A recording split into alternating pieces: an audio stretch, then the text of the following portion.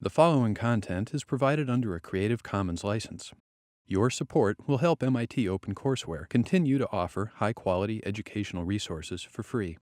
To make a donation or view additional materials from hundreds of MIT courses, visit MIT OpenCourseware at ocw.mit.edu.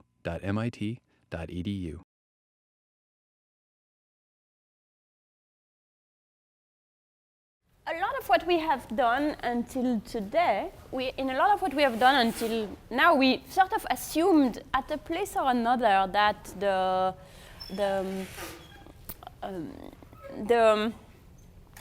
people were unable to borrow. For example, a lot of the S-shaped problem that we have seen along the way, people would be able to escape from them if only they could borrow.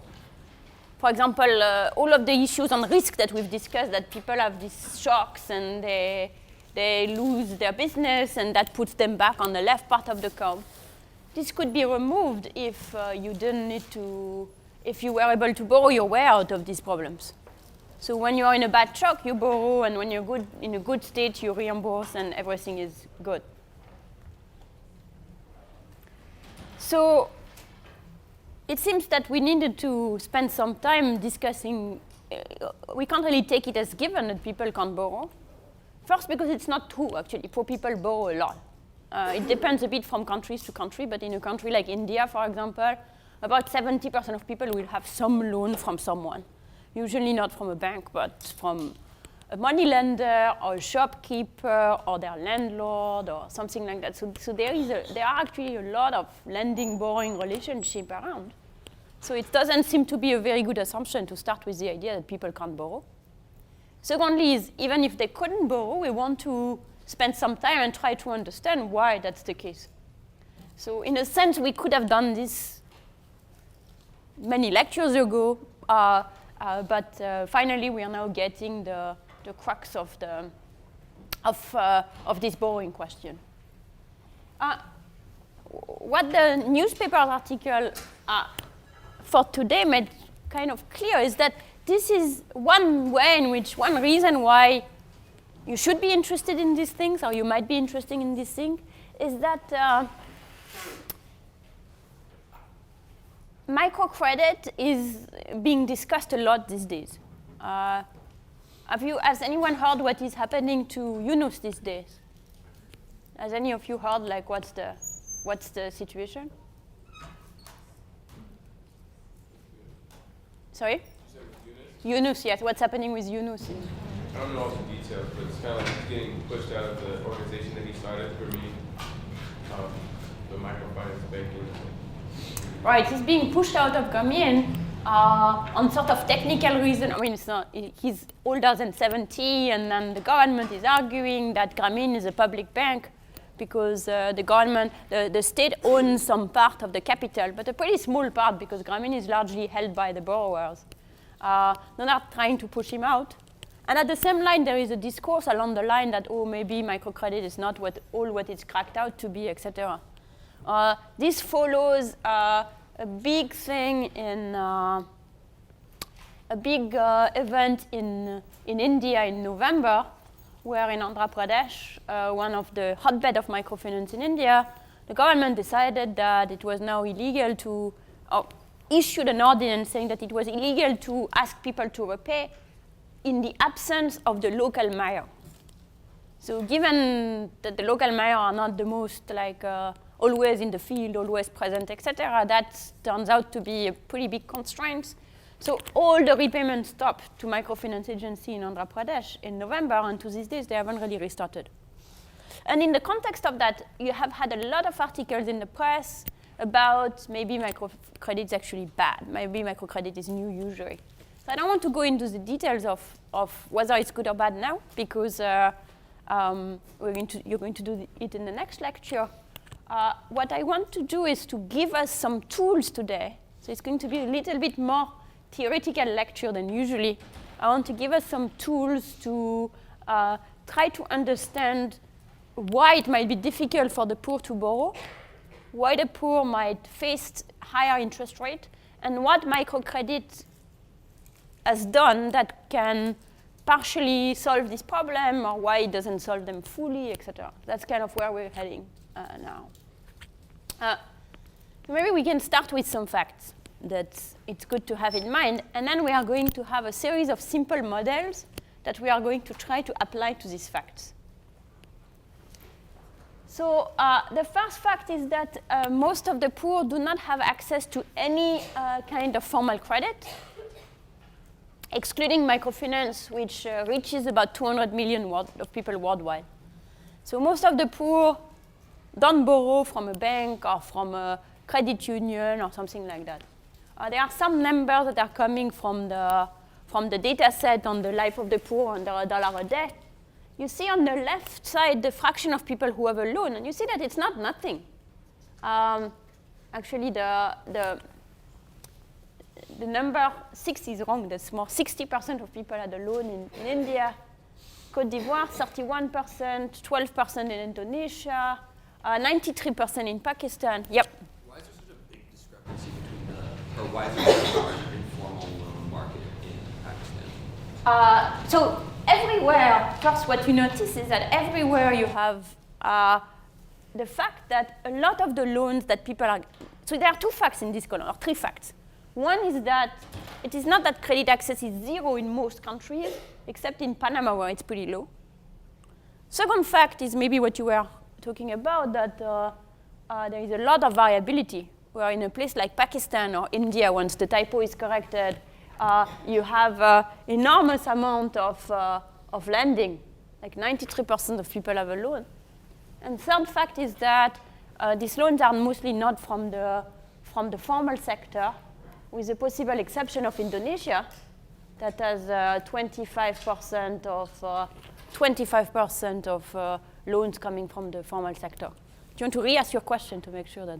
Yeah, I mean, just Pakistan with such a high percentage of individuals with loans. I mean, it'd be more understandable that the fraction of loans coming from a bank in a country that doesn't have that much lending would be lower, just because there isn't that much opportunity. What surprises me is how low the fraction of loans are coming from a bank, given how many individuals have loans at all. Right. So I was wondering, is there a particular reason that that's the case in Pakistan, or is it just like an anomaly? Or?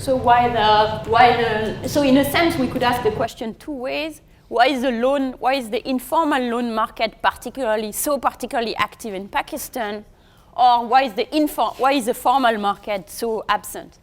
And I think the first question, in a sense, is a way to ask it, is that basically in Pakistan, there's not much more formal lending than in a place like, say, Côte d'Ivoire, but there is much more informal lending, so there is much more activity. That varies a lot. It varies from countries to country. Within country also vary from place to place, and it also varies even within a village or within a region. Who has access to credit, who doesn't have access to credit, also vary.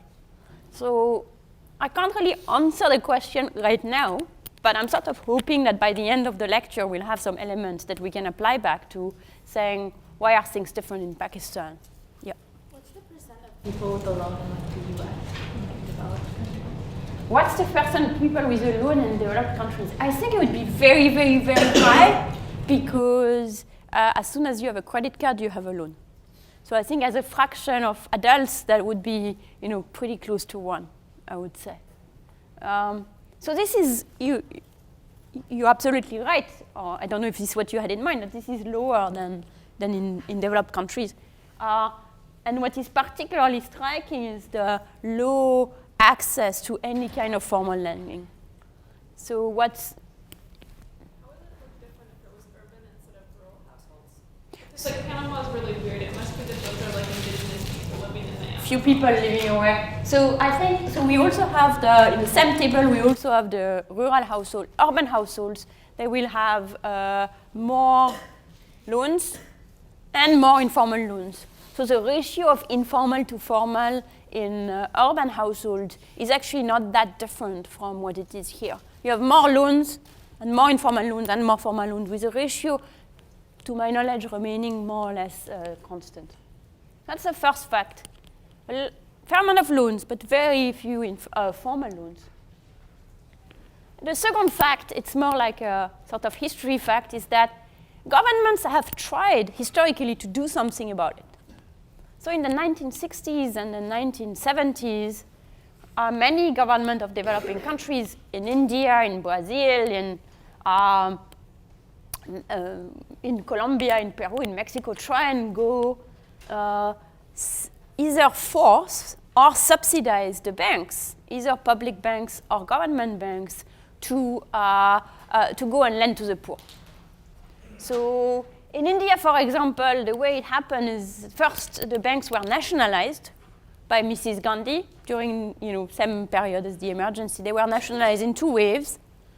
And then the banks, irrespective of whether they were nationalized or not, the banks were then told that they could not open a branch in a town if they did not open at the same time 4 branches in rural areas that were not previously served. So as the bank tried to expand in urban area where they had a market, they had to expand in rural areas. And moreover, to these days, banks were given rules about how their portfolio needed to be allocated. So you have a rule called the priority sector rule, saying that bank must lend 40% of their portfolio to the priority sector. Priority sector is small enterprises and the rural sector. And within priority sector, they need to do at least a fraction to the rural sector.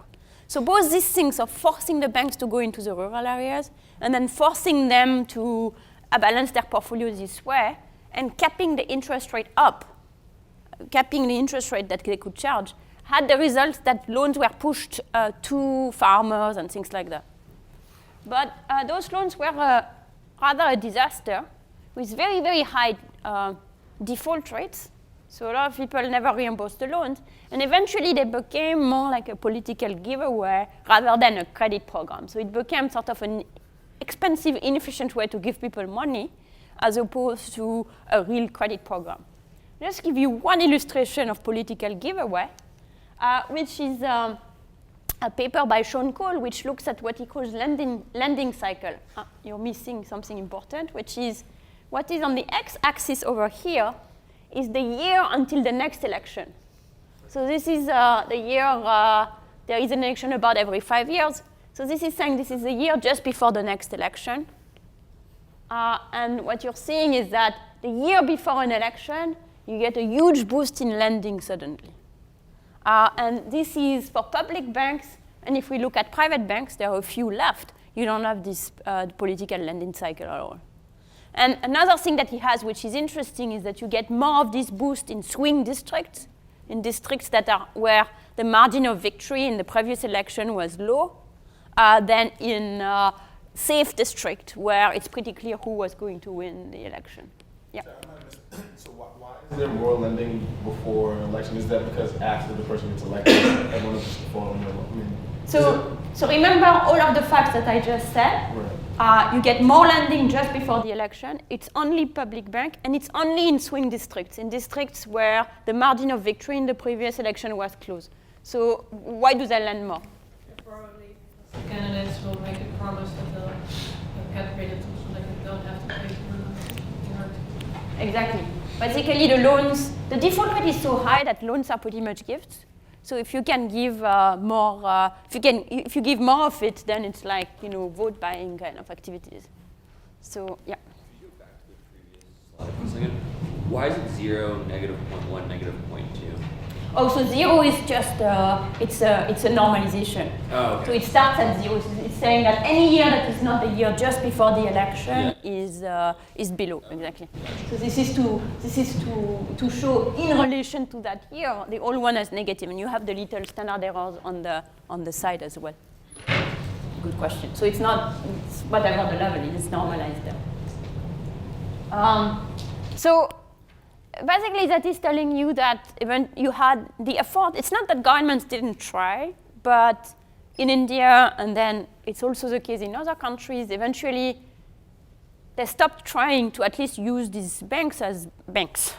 They are more used as like pushing money away. Eventually in India, they decided to shut down the social banking program in the early 1990s. Now the banks don't have to start in rural areas. They still have the priority sector rules, but they don't have to start in rural areas. So that's the first fact, or two half of a fact. Very little formal lending. and rather not very good performances of the effort to lend the poor. Second fact, so people, when they access loans, access them mostly from the informal sector. And the second fact that is important is loans are available in the informal sector, but the interest rates are very high. Very high and very variable, which is going to be our next fact. But just to say very high, the sort of range where I think you would get most of the rates is between 40% a year to 200% a year. That's pretty high if you compare, very, very high interest rate on your credit card in the US is of the order of maybe 20% a year. Yeah. So the question about reading the articles was, yes, they're very high percentage-wise, but if the loan amounts are so small, like say, if I were to borrow $1 today and have to pay $2 tomorrow, that's a huge percent increase, but it's not that big of an amount. So it's not that big of an amount, but from your perspective, it's still. So it's a very good point, and we're going to go back to that, which is the fact that it's not that big of an amount is relevant for the bank, who is giving you this money. But for you, it just means that whatever, it's still the interest rate is very high. So unless you have a very good use for this money, the fact that it's just $1 is still that you have somehow to find a way to transform this $1 into $2 next year. So, we're going to go back to your point. From the point of view of supply, it's going to matter a lot. You're going to see that it's going to turn out to be one of the key things, which is because people borrow a lot, these high interest rates are, in amount, like a relatively small part. But from the point of view of the borrower, it means that not only they can't borrow much, but they have to repay this huge interest rate. It comes to the daily rate. Some people borrow on the daily market. For example, fruit vendors borrow on the daily market. A common rate on the daily market is 5% a day. So do you have like a guess of what 5% a day is per year? An order of magnitude? So is it 5% multiplied by 365? No, because it compounds. So if it's in the order of the millions in percentage, it's a very, very, very, very high interest rate because it compounds really fast. It's 1.05 to the power of 365. It's a huge interest rate. That's on the high range, but not uncommon. There is one study that I'm going to keep returning to today. Today it's a lovely study on Pakistan where some guy called Alim went and talked to various money lenders and collected very detailed data on their operation. And for Pakistan, he found that the interest rate they charged was 79% almost. And you could say, well, this is because their own money is expensive. But their own cost of capital is 33%. So it is, their own money is expensive because they're probably borrowing for the bank or borrowing from somewhere at some high cost. But there is still a big wedge between the cost of capital for them and what they charge the lender. So that's fact 2, keep in mind, high interest rate. Fact 3 is these interest rates are not only high, they're also very variable, even within the same village. So if you go back to the Alim study, the mean was 79%. The standard deviation is 38%, which means that the 95% confidence interval includes very low number, like 2% a year, and very high number, like 150%. So it means you see pretty frequently in the same village people borrowing at very, very different rates. So that is like such an other fact we have to have in mind. Yeah. With that huge range, is that a reflection that lenders are really adept at calculating precisely someone's actual likelihood of repayment, or is that favoritism? Exactly. So we have to understand how come things can be so variable, and is the likelihood of repayment, is it likely that the likelihood of repayment can explain such a big range, or do we have to think about other things? And if it's where the likelihood of repayment, can it explain that much difference? Yeah. Is this taking into account the fact that if like the lender had a bad spell, then he gets paid more because he needs more money? Yes, so no, it's like that's their average rate that they charge. These are really money lenders, like professional money lenders. So I think what you're referring to is something that, sometimes when people lend to each other, say, you and I lend to each other because you have a bad time, I lend you some money, and then when I get better, you lend me some money when you get better. And when you see people doing that informally, what you're seeing is that people tend to pay higher interest rate when they're doing well and lower when they're doing poorly. But also they tend to pay higher interest rate when the people who has lent them money is doing poorly. And they pay higher interest rate when the lender is doing poorly and lower interest rate when the lender is doing well. So the former could be just because I don't have money, I can't reimburse. The latter is a sign that people sometimes use this informal lending between each other as a way of smoothing consumption. So we can remove that. These are more like sort of a way of mutually insuring, like you saw in the last few lectures. These are like professional money lenders that are charging different rates. So we're going to need to go back to your questions. Is it the case that that can be explained by by the inability to repay, or do we need to bring in some more things like favoritism, social relationships, what have you?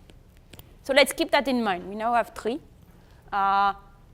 Very little formal lending, high interest rate, very variable interest rate. First fact, one of the dimensions of variation is how rich you are. So the rich have larger loans, and they pay lower rates. So here's one fact for all of India, showing that the landless pay, the range for the landless is between 28 and 125% interest rate. So again, this wide range with pretty high interest rate. And the range for the people who have land is between 21 and 40. So it's both a smaller range, and it doesn't include the very high value.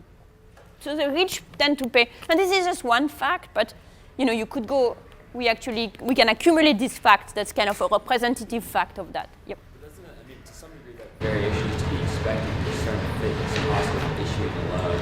So therefore, if it's smaller, this is a smaller loan, then of course the percentage interest rate's going to be higher. Right. So to what extent can this be explained by fixed cost? That's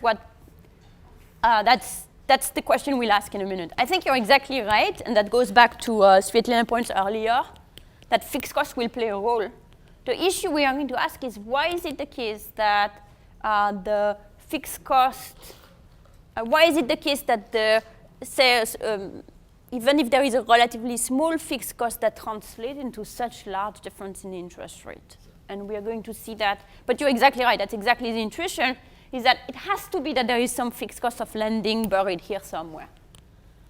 And so if so in that case, there is this intuition of fixed cost will explain. So first, we also have to explain why is it the case that the rich borrow more. After all, it's not because you're rich that you necessarily have better ideas. So to start with, should we take it as given that the rich should be able to borrow more? In a sense, that's something that's very intuitive, because here too, when you want to borrow to start to pay for your house, they are going to ask you to pay at least 5% of the value of the house. So you can see immediately that the loan you can get is a function of how rich you are. Or your credit card is also like that. They ask you what is your interest rate, and they give you a credit line that sort of corresponds to your income.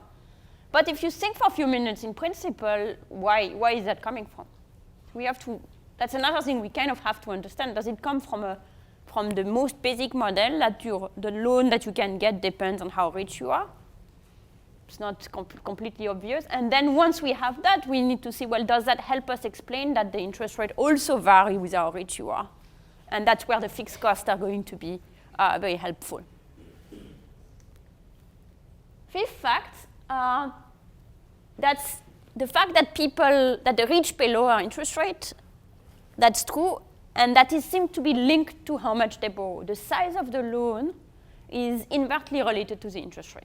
So that's the same, kind of the same fact as before, but it's true more generally. For example, in Udaipur, our famous district in Rajasthan, where we did all of these studies, we also ask people whether they borrow and how much they pay. And basically, the credit from a loan vary for each hectare that you have. Actually, that's not a great fact to illustrate that. And the interest rate, but the interest rate is also declining in how much you've borrowed. So those two are kind of related. And the sixth fact, which we are going to need to take into account, is that this is not, those high interest rates are going to be difficult to explain mechanically by default. Because, in fact, people do not seem to be defaulting. Default rates are very, very low. So, to summarize, the poor can't borrow from formal lenders. The interest rates are high. The interest rates are variable. The rich borrow more. People who borrow more pay lower interest rates, and the default rates are very low. Why would a rich person borrow from an informal lender if they could just borrow from? Oh, rich meaning richer. It doesn't necessarily mean that they have access to the banks. So the name of the game coming, yeah, Ben? I just want to say, aren't the rates at the bank higher than the ones at the MFIs? So this is not MFIs. This is informal lending. Sorry, in the informal. No, the rates at the banks are much, much lower. If you can get a bank loan, it's going to be at like nominal in India 18% a year maximum. If you can, and maximum, and then if you could get a microcredit loan or you got a microcredit loan, the rate would be about, in India, 24% a year, maybe in Bangladesh around this. It's much higher in Mexico, but that tends to be the rates charged by the microcredit agency tends to be outside this range, closer to the bank rates. For the fact that default rates are low, that just, and then people don't borrow if they're desperate. That also because they won't get a loan if they're desperate because they don't have enough capital. People don't trust them enough to loan to them in the first place. So default rates are low, and people who borrow are often people who borrow for productive investments, etc. I think you're exactly right that people will try not to lend to someone who has a very urgent need and might not be able to reimburse. So the fact that default rates are low it's an equilibrium outcome. It's the result of how the lender decides to lend his money and how much monitoring they are exercising, obviously. It would also make sense to give more loans to the rich bank because it's not very profitable to give very small loans if you're going to get a very small interest rate over it. Like the time and like the money it basically costs you as a lender to give out like maybe a $10 loan to someone who's not really giving you any profit. Right. So this is the intuition coming back to the fixed cost intuition. If the cost of money for the money lender is proportional, he's also paying some interest rate to a depositor, people who are giving money to him, or maybe he's getting money from a bigger money lender. So that is proportional to how much he's getting. So the cost of fund itself is proportional. So the cost of fund would not explain why you make a difference between why a small loan is more expensive than a big loan. So we have to add something to that, which is something about the cost of administering the loan. Yeah. Exactly. So that's exactly where we're heading. Yeah. What about default rates for the poor when they are borrowing from informal? This is that. This is what it is. Default rate for the poor when they're borrowing from informal sources, very low. When the default rate from anyone when they're borrowing from the bank is very high. But that is because the bank is largely not a lending operation anymore. Is the reason the interest rates are different in different countries because the fixed cost of borrowing for them? It might well be, and I want to go back to that. Yeah, absolutely.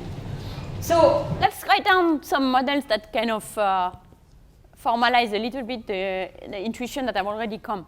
So let's start with the simplest model.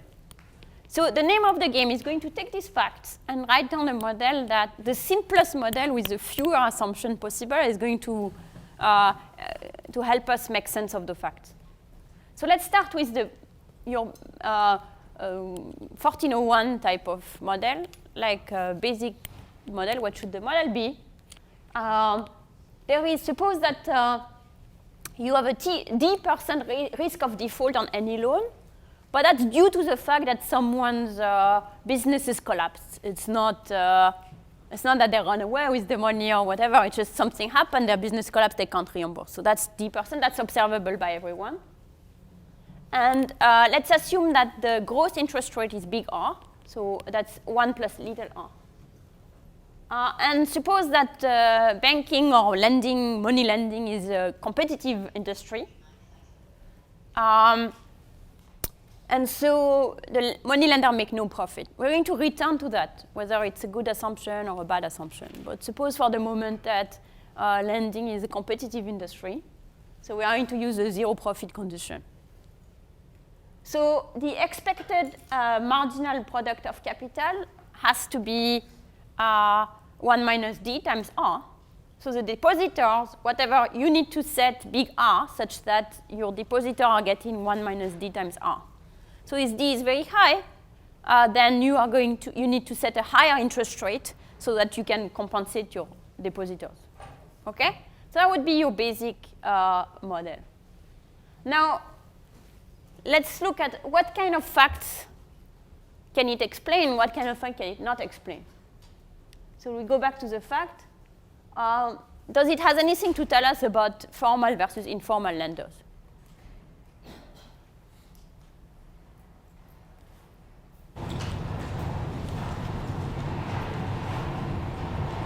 In this model, everything is seen, observable. So in principle, everybody should be able to lend to the poor, formal or informal.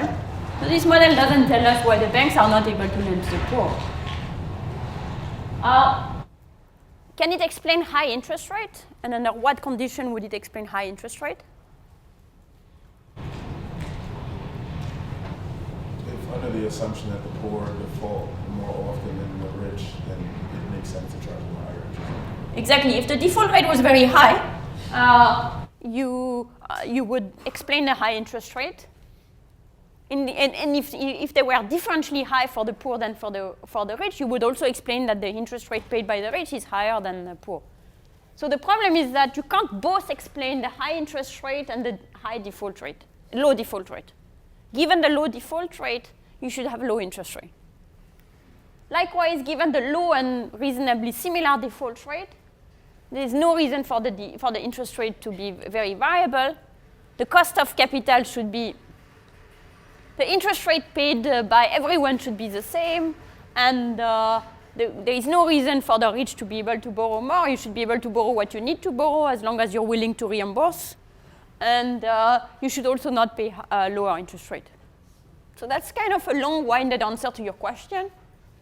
Even if the cost of fund is maybe the poor want less money because they have smaller projects, but in that case, if the only problem is the cost of fund multiplied by some chance of default, then that really shouldn't fit the facts.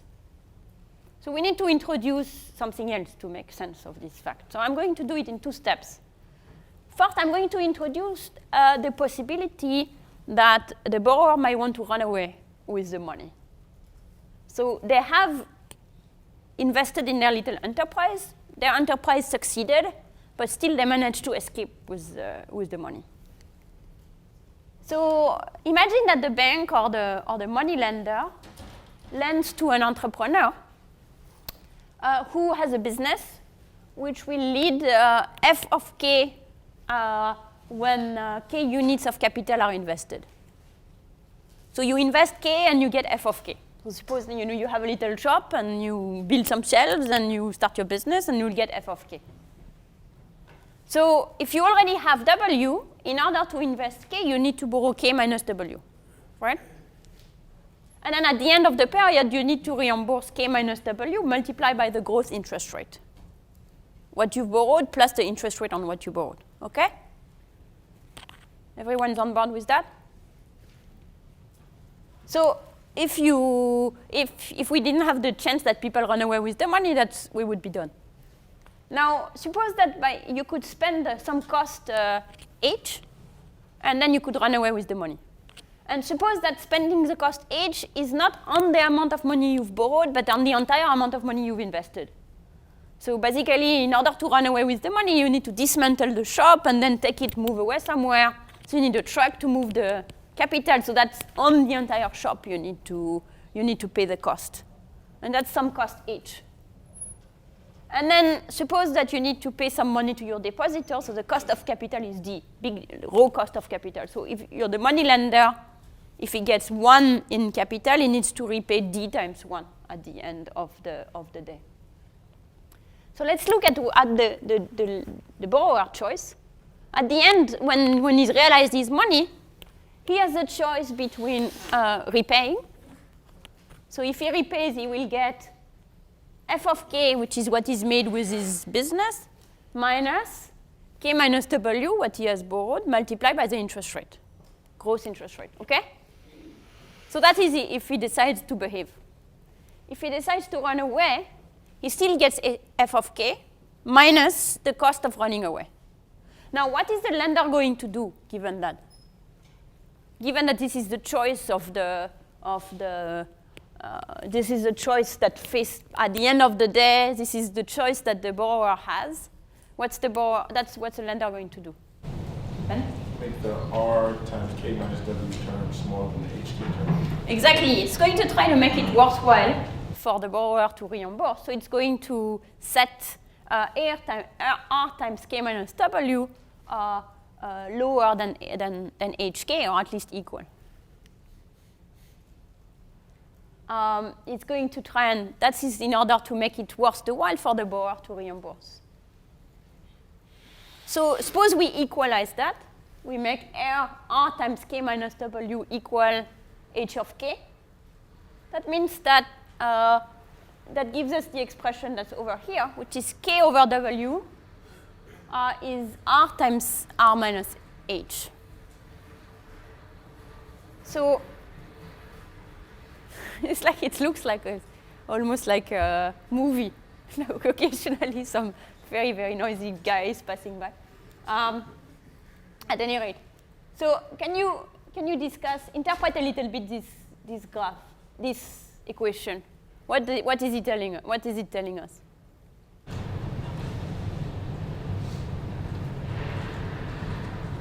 That are possibly interesting. A lot of it is already here. Yeah. You would assume then that interest rates would be lower for the So because ours would have to be smaller, so that right. So they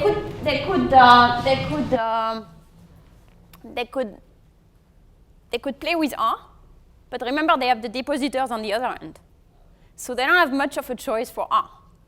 So what are they going to try to? What's the variable of adjustment for the lender? the loan size. It's the loan size. So what are they going to do if you're poorer? They'll make the loan size smaller. They'll make the loan size smaller. So R is not really a variable which they can play much because they have to pay the depositor on the other end. So they have to make zero profit. Otherwise, they'll lose money. So what they are going to play with instead is they are going to play with the amount of money that's being lent to people. So what this is going to deliver for you is that you can't borrow as much as you want. You're going to be able to borrow some multiplier of how much money you already have. Yeah. Could they also play with the cost of leaving? Like increasing the cost? Right, they could also play with H, exactly. So what does that tell us, for example? How could they play with the cost of living? Regulations, bankruptcy law. They could play with bankruptcy law, and if they're an informal money lender. Well, so if they're informal in a village, so they don't really have the option of using the police or whatever, what could they do? Well, they're all part of the same village, everyone knows one another, just use social ties. They could use social ties. What else could they do? could beat the person? Like, Sorry? inflict, so if the person feels like there'll be some physical punishment. Yeah. Yeah, they could break people's kneecaps, or at least they could credibly threaten to make people offers that they won't be able to refuse. Should they? Lisa? This is probably why, in some contexts, or at least some historical contexts, like the mafia and organized crime have been. Exactly. This is why the mafia is very well placed to lend to you, because they can very credibly commit to go and torture your sister and your firstborn if you don't send back the money. Yep. I have a question. Before we were talking about how the poor don't tend to default on their loans, which made the first model not really good. But why were there high default rates for the government loans? So we can try and interpret that in the context of this model. Can the government threaten to go and break your kneecaps if you don't repay? Yes. No. Well, not very effectively. Sorry? I said Libya, they can. In Libya they can. Yeah. I don't know what's the default rate on Libyan loans actually, now that you mention it. I bet it's a lot higher now. Well, yeah. Their credibility of whether they can threaten the breaking the kneecaps of people has suddenly gone down, since their own kneecaps are in trouble at the moment. But that would be one thing. And another thing, going back to Svetlana's point, is that the bank also knows people less well. So it's kind of much easier to run away with the money of the bank when the bank officer sits a little bit further away. Sorry. Why do you just keep stuff as security? Right. So they can also. So this is like a way of making things costly. Is you keep some amount of the money yourself. Request some, you keep some amount of the money yourself. So it could be that part of the cost each case, that part of the capital invested, in fact, this wasn't in the model, but we could include it to say part, if you are going to invest in that much in your company, you need to give me a bet on the side, which I'm going to keep as a collateral for the loan. So that's a pretty good model. It explains a number of things. It explains in particular that the rich can borrow more. We're taking the fact that default rate is low. Default rate is low not because people are very nice, not because of the kind fundamental nature of the poor, but because things are set such that they won't default. It's an equilibrium outcome. So the rich borrow more. What we don't really, the poor and the rich, that should be green, that the formal lender are disadvantaged. What we don't really get from this model is the fact on the interest rate. Here, the interest rate is being pinned down by the default rate. And it has nothing to do with how much you borrow in that model. So it is neither different for the poor or for the rich. Now, is it higher when you borrow less? That is something that, and nor should it be variable, very variable. Nor should it be particularly high, actually. The only thing that this model delivers, which is already a first thing, is this rationing, that some people won't be able to borrow as much as they would want to. Another thing is that this also does not deliver another fact, which some people might be unable to borrow at all. Here, everybody can borrow just some fraction of what they have. So if you have very little, you can borrow a very small loan. And if you have a lot, you can borrow a larger loan. But everybody has some access. So that model is missing something. Yeah. In this model, if you're a poor person, isn't your W lower? So therefore, absolutely. R would be different? No. The W is lower. Therefore, the K will be lower, but the R will be the same. Okay. Because in this model, the R is entirely pinned down by what you have to pay as depositor. Okay. So in this model, there is not going to be any default. And the only thing that is going to vary across people is the loan size.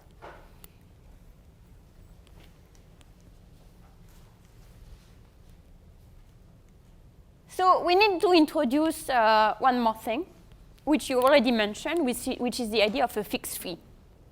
Which is there is some, assume that we need to introduce that there is a fixed fee to administer the loan.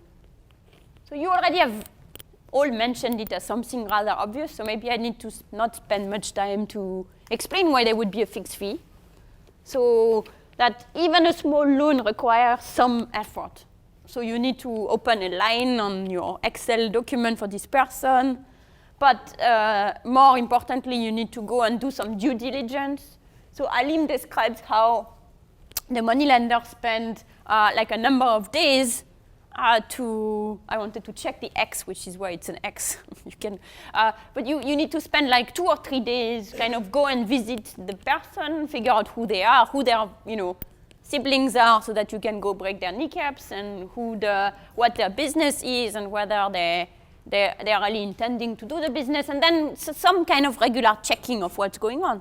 That's money, time, and time is money. So anything you want to do, it's going to cost you a little bit of money.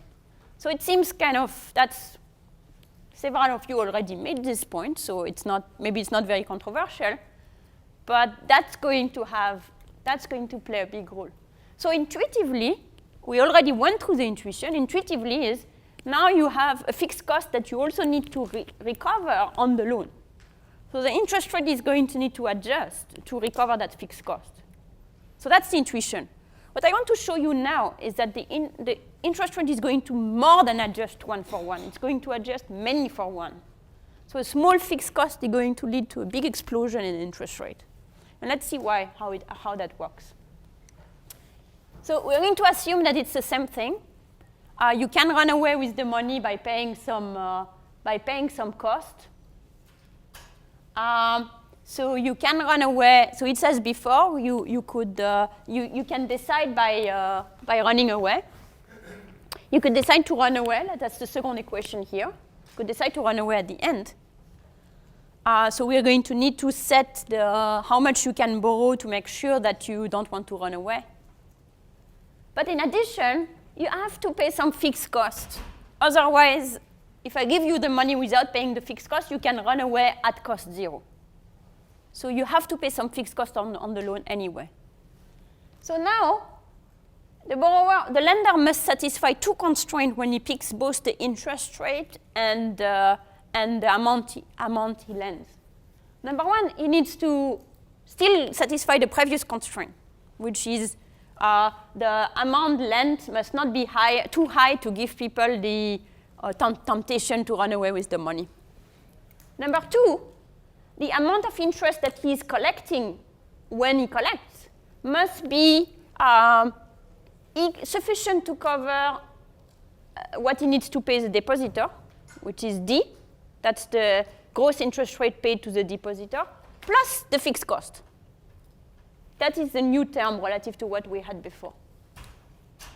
You OK with these 2 equations? So we need to manage these 2 things. Now we are going to combine these 2 equations. And when we combine these 2 equations, we get that HK must be equal to D times K minus W plus C. That's going to help us pin down what's the parameter here and what's free. What's the free variable?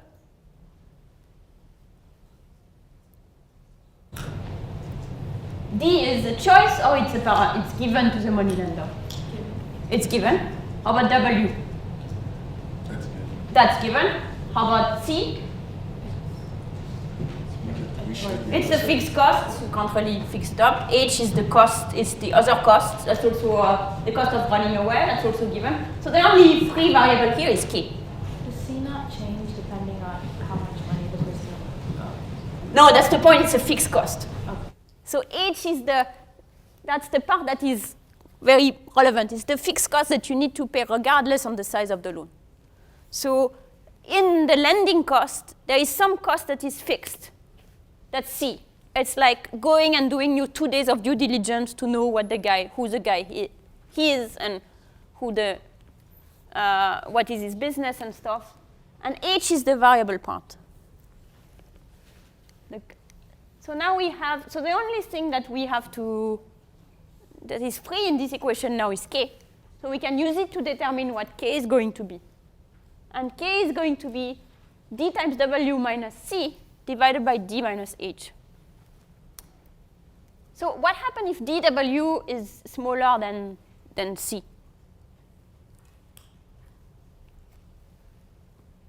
Yeah. Yeah, then it will be negative. So basically it's 0. You can't borrow anything. So now we have a result slightly different than the one we had before. We now have a result where some people will not be able to borrow at all. Some people will not be able to borrow at all. If the amount that they could borrow is too small to cover the interest rate. And how does K vary with W?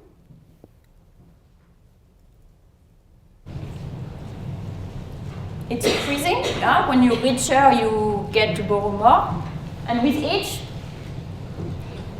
it's also increasing. Like you have a negative, which is under. If the cost of running away is bigger, then you also get to borrow more. That's the kneecap argument. K is it's divided by something with a minus in front, so that makes it negative. Okay, so that's for the capital. And now we can go back and look at the interest rate. And the interest rate is, so we can replace K replace the value for K in the interest rate expression. You get this expression, which is the interest rate that someone pays is going to be, you can see that people will pay a higher interest rate if they borrow less. People will pay a higher interest rate when they borrow less, simply because the fixed cost has to be spread over a smaller amount of money. And then if we replace what they can borrow in this expression, we're getting the expression for the interest rate as a function of all of the exogenous stuff in the model. So what they are paying is that is the cost D plus C times D minus H divided by HW minus C. So what you're getting is a multiplier property, which is when you increase the cost to depositor by 1, you increase the interest rate by more than 1. Every time you increase the interest rate paid to depositor by 1%, you increase the interest rate by more than 1. And likewise, when you increase the fixed cost C by 1, you increase the interest rate paid by more than 1. So this can now explain why and then the last thing you have is the interest rate also depends on your wealth, and also in this multiplier way. So now small differences in the cost of funds, small differences in the cost of monitoring the loans, either the fixed cost or the variable cost, or small differences in wealth, are all things that are going to lead to big differences in interest rate. This is what we see in the math, but can you think of an intuition behind this multiplier property? Why do we have this multiplier property? Why is it that it's just not 1 for 1?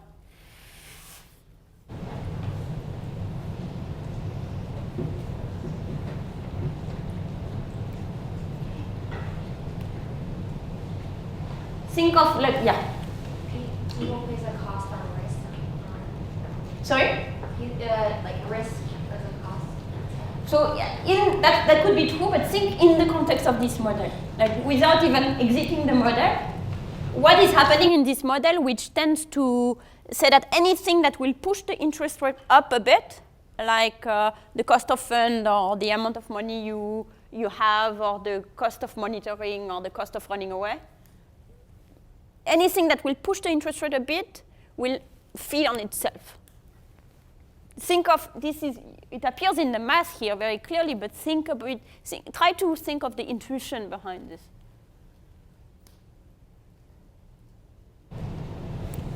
I mean, as interest rates increase, there's going to be more and more people susceptible to not paying it back. So therefore, it just perpetuates the negative feedback cycle.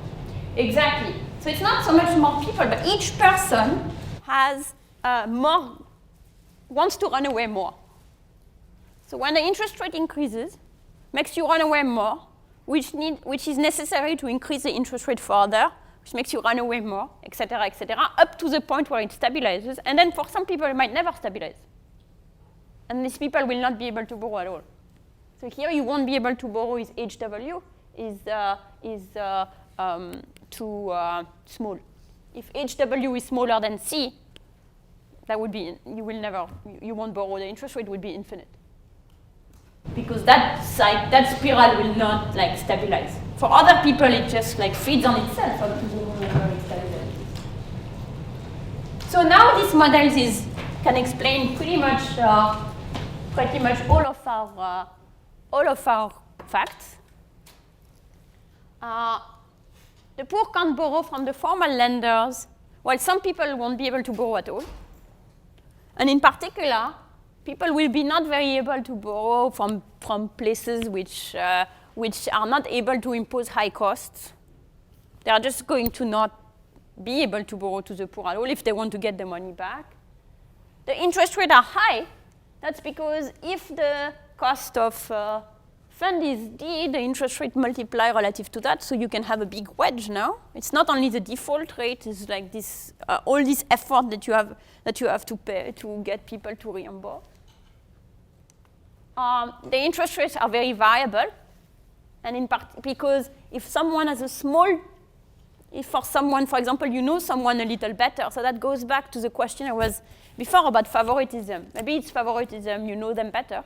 Well, here, if you know someone better, you can indeed lend them at lower rates, because knowing someone better maybe reduces the fixed cost C, or maybe it increases the cost of running away.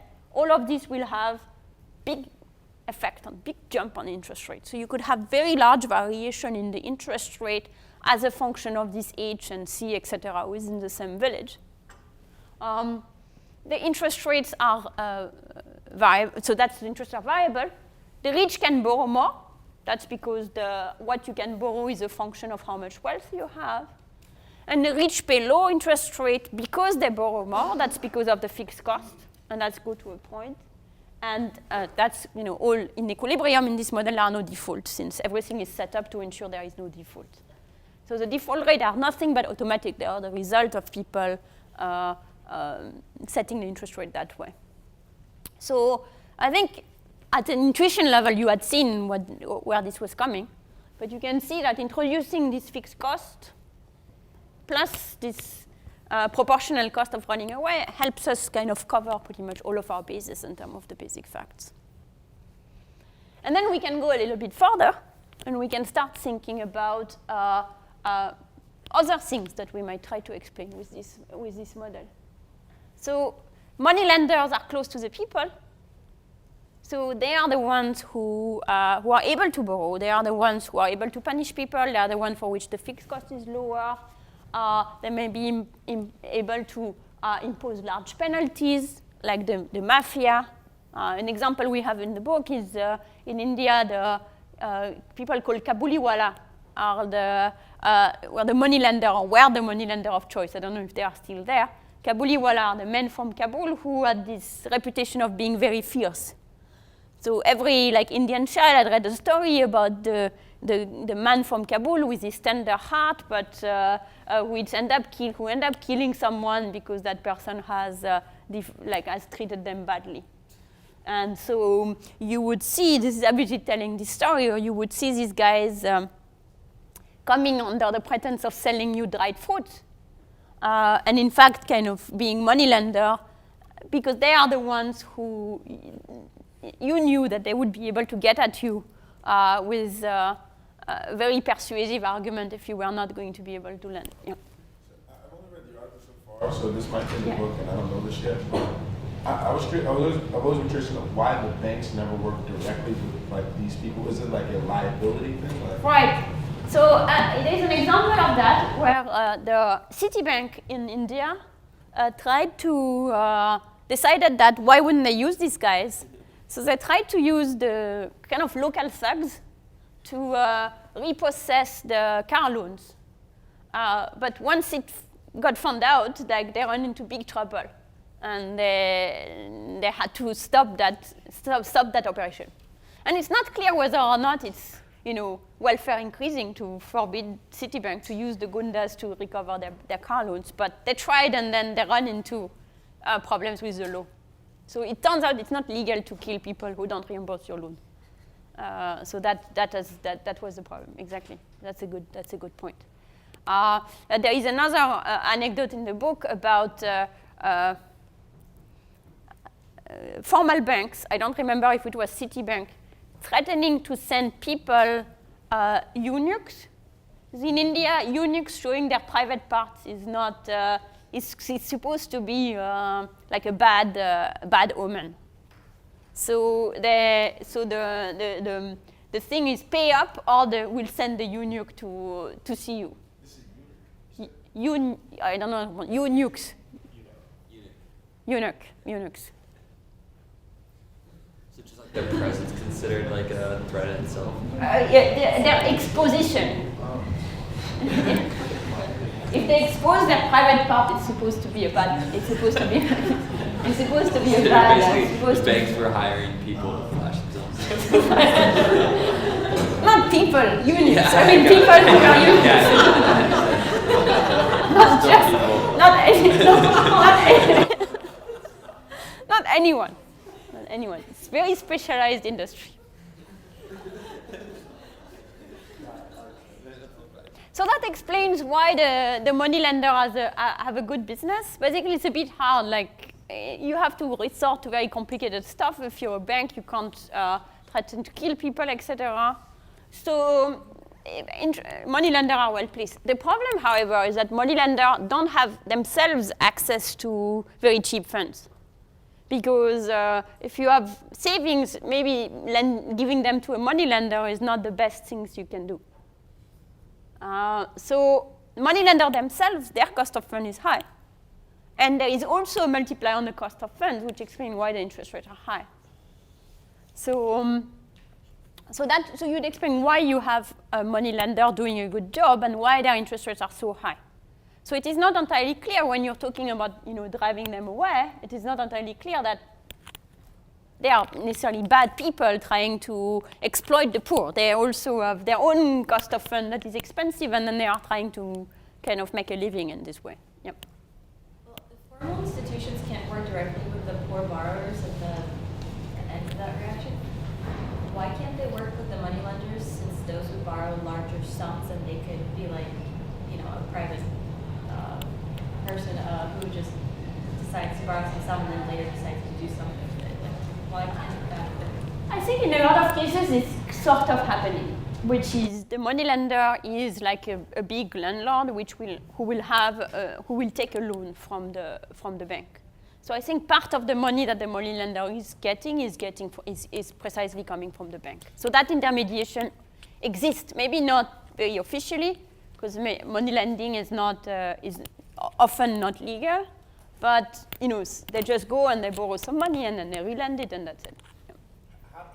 How do these rates change the objective of the lending institution and the objective of the people who are receiving the loan? So if there was a social purpose as opposed to a for-profit purpose, then the spread would be smaller. You'd be trying to break even versus trying to make some income off of the person you're lending to. And I'd also imagine if you're lending to someone who's just trying to smooth their consumption, they'd be more likely to pay you back than if you were lending to someone who is trying to start a business whose success rate might also be low. So in this particular model, we have assumed, and in fact I'm going to come back to that in a moment, but we have assumed that there is perfect competition between money lenders. So people are here breaking even. So in that sense, you can't do better from that without starting to lose money. However, you're exactly right that someone could decide that it is worthwhile for them to subsidize the interest rate. For example, you could say you are like an NGO and you want to do something good for the poor. You could decide that you're going to want to subsidize the interest rate a bit, and then you're going to benefit from the multiplier rate the other way. So if you were good at it, if someone had the local presence and were able to replicate what the money lenders are doing in terms of lowering the rate of running away with the money and lowering the fixed cost of lending, and they combine that with some subsidies of the interest rate, that could, then the multiplier would play in your favor. And that's where the microcredit comes in. We're just going to go back when we talk about microcredit, is in a way, they're still trying to break even. Usually they're not trying, or they might even be willing to lose a little bit of money. and this losing a little bit of money might translate into large a drop in interest rate. You're exactly right. If you're willing to, any profit that you're going to give away might translate into a lot of money saved from the point of view of the lender. You're also right on the other end, which is all of these things depends on the propensity of people to run away and things like that. If you could identify good borrowers that are not going to default, they are borrowers with a big H in a sense. And there are borrowers you could lend to with a lower rate. The problem is for the money lender or for the bank is whether they can identify people with a lower high H or not. So that's this is in this world, sort of, you would have what you see with the money lender, which is money lender that charge very high rates, get very low default. In equilibrium, don't need to break anybody's kneecap as long as it's known that that's what would happen. Another story about the money lender, however, is that it is not that they just have to charge these high rates and variable rates because of the fixed cost of lending and monitoring the loans, but because they are monopoly lenders. So that's another thing that you often hear is that these guys, it's a one game in town in the village. They are the only one who can lend the money to you, and therefore they are just charging you this huge rate just because they are the only possibilities. And you have two facts when trying to evaluate these claims. You have two facts which are pulling in slightly different direction. One fact is that usually in a village, you have more than one money lender. You could have at least like 4 or 5 money lenders, which are like the shopkeeper and then the guy who has a big land, and 2 or 3 people like that will be money lenders. So in principle, there is competition between them.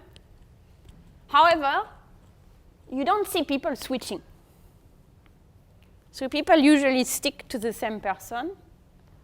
So it is not clear in the end, is it a competitive situation? Because in principle you have a choice. Or is it a monopoly situation? Because in practice you don't switch. So what's your view of how we can try and explain that by just enriching this model just a bit?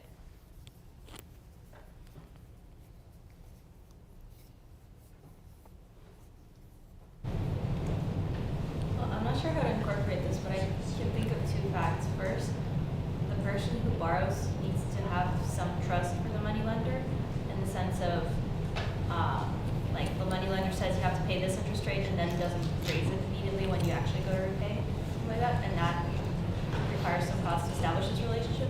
Then there's also some cost to switching, again, to establish this relationship with another money lender. But there might be the trade-off that you hear from other people that the other money lender charges significantly lower rates or something like that. Right. So if we elaborate on the cost of switching, yeah. Couldn't you also say that the C would decrease if you stayed with the same money lender because they don't need to re-check you out, so in the future they could charge you a lower rate because of that.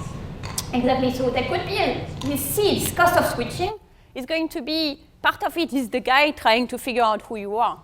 So we can think of the C as being paid, a part of the C as being paid once and for all, and then maybe you're paying C again every time you borrow. But a part of the C might be paid once and for all. Now it means that if you want to switch, you would need to pay this C again. So number one, that would mean that you would pay a higher interest rate. Number two, on the other hand, the lender to whom you're coming, he's going to wonder, why is it that they are switching? And they are going to be, if the C has been paid once and for all, you should want to stay with your money lender. If you're not, it might mean that you have something suspicious about you. So here in this model, we have only included a moral hazard, that is the probability of running away with the money. But there could be an element of adverse selection. There could be some people who are more likely to run away or less likely to run away, and you just don't know as a lender. So, and you need to investigate. Now, if you're trying to switch from an existing lending relationship, which in principle gives you this lower rate, it might be, because you have something to hide about what your cost is. So the resulting moneylender is going to think that you're a high-risk kind of a guy. So he's either going to spend even more effort checking you out, or he's going to charge you a higher rate and lend you less money to correspond to the most risky people. So because of that, the fact that you are switching, because it might signal that you're a bad type, makes it even less likely than you switch. So if we add a layer of like adverse selection that is only there are some people, you know more about yourself than the lender knows, which is realistic, then that will make switching unlikely. That means that you are stuck in your existing relationship, which means that the lender will try to exploit the fact that you're stuck into this existing relationship. It will say, well, you can't, staying with me brings you a surplus. I'm going to extract some of that surplus from you, which means that even though there is a lot of competition ex ante, ex post, you might be stuck in a one-on-one exploitative relationship. So that's why we can have this kind of two things together of a lot of competition and at the same time this like one-on-one monopoly relationship. Yeah. For all this to hold true, it must be true that the rates that the different moneylenders charge are about equal, because if there was a huge benefit to switching, it might outweigh the cost. Right, so it's to a point, right? It's going to equilibrate. So basically, what the moneylender that you're with is going to do is that they are going to set the interest rate just low enough that switching is not worth it. But that means they are going to start making a profit on the people on which they have a relationship. Because they know that they can do better than just charging the break-even rate, because there is this gain of staying with them, which is a very big gain, because the other people would be quite suspicious of you. And you're exactly right. Everybody will end up charging the same rate in a village, in equilibrium, and this rate will be higher than the rate that they would have been charging in the absence of these difficulties to switch. So that's why you could have like this combination of, they are kind of running their business in a difficult situation, and they are actually taking advantage of their clients. Yep. I know one of the articles that I read, I think it was even to me, the professor proposed, or maybe it was the Financial Times, proposed creating a central sort of, at least in India, a central MFI, like a database of all the loans, with some way to see everybody's indebtedness across the board.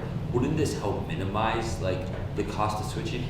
Right. So that's this kind of central database credit registry, which similar to what we have in the US. That would help, because then that would exactly solve this problem, because then the new moneylender would know exactly what is your history. The thing is, the moneylender are not going to enter into that. So that is something that the microfinance agencies could do for themselves, but that's something that moneylender won't do. But I would explain to you why this is one more factor that's going to push the interest rate up, and that is less kind of benevolent from the point of view of the moneylender. The formal institution we already discussed. The formal institutions are far away. The formal institutions don't have a means to threaten people away. The formal institutions even if they were able to get people to repay, they might not like headlines of farmer suicide and all that. So that doesn't put them in a very favorable situation to lend. So these difficulties in the credit market explain why, despite the effort, the formal institutions have been relatively unable to lend to the poor until now. And explain why people have access to all of this moneylender at these very high rates. The genius of microcredit is to introduce an institutional form that solves a lot of this problem without resorting to breaking people's kneecaps. So What microfinance does, and you're going to see that in much more detail next week, but microfinance has certain, what are the key elements of the model of microfinance? You borrow in groups and corporations. And what is the group doing? What is the value of the group? If we put it in the context of the model, what is the value of the group? So they insure payment for each other, so if one person defaults, the others can cover the loan. Exactly. So where does it play in our model in terms of the parameters? It decreases the runaway risk. It decreases the runaway risk. It could also decrease the fixed cost because people are not running away. The cost of the monitoring, it's not that it decreases. Someone still need to pay for the monitoring, but these are the other people. It's not the bank anymore. So there is no multiplier on the cost of the monitoring reduces, and therefore, because of the multiplier effect, you can reduce the interest rate quite a bit as a function of that. So that's one. Group lending. What else is microcredit doing? I know two other functions they have, like certain payment schedules and steps, and typically they assign you with some sort of consultant or someone who helps you discuss like business plans and stuff like that. So your default risk is also lower because you make smarter use of them. Right, so they can reduce the default rate like that. The other thing you said is that they have this very regular schedule. So they try and reduce the administrative cost by making all the products the same. So the typical microcredit loan, you take a loan and then you reimburse it in 52 installments of the same size. So that means one guy can handle a vast number of repayments in one round. Like they basically go from village to village, meet with the entire center, which is usually a combination of these groups, and take all the money at once and go. And so that reduces the C, if you want, the fixed cost of administering the loan, which again can be passed to the money lender, to the borrower. Sorry. As a result of that as well, you're creating a relationship with the borrower, and you build a relationship of trust and incentives to want to pay back. That's just more than the law, naturally. Right. Another thing that the microfinance have is that they are lending one loan. It's usually small at the beginning, and then they increase it, and then they increase it, and then they increase it. And that's supposed to give people incentive to continue to repay. Although one has to wonder when that stops. Because eventually they might consider that they have now built up enough that they can just default with the entire money. But like over the whole beginning of the relationship, you're going to benefit from these incentives to continue repaying. Because now the incentive is not only I'm going to break your kneecap if you don't repay, but it's I'm not going to lend you another loan. So making the product very standardized makes it available to hire people who are less well-known, going straight to the villages, using the group loans. All of that reduces the cost of lending, which, because of the multiplier, is passed to the interest. And of course, they are often non-profit or even subsidized, which again helps with the discussion we had before. So I'm going to leave it here for now, and then next time we're going to get much more into detail about microcredit.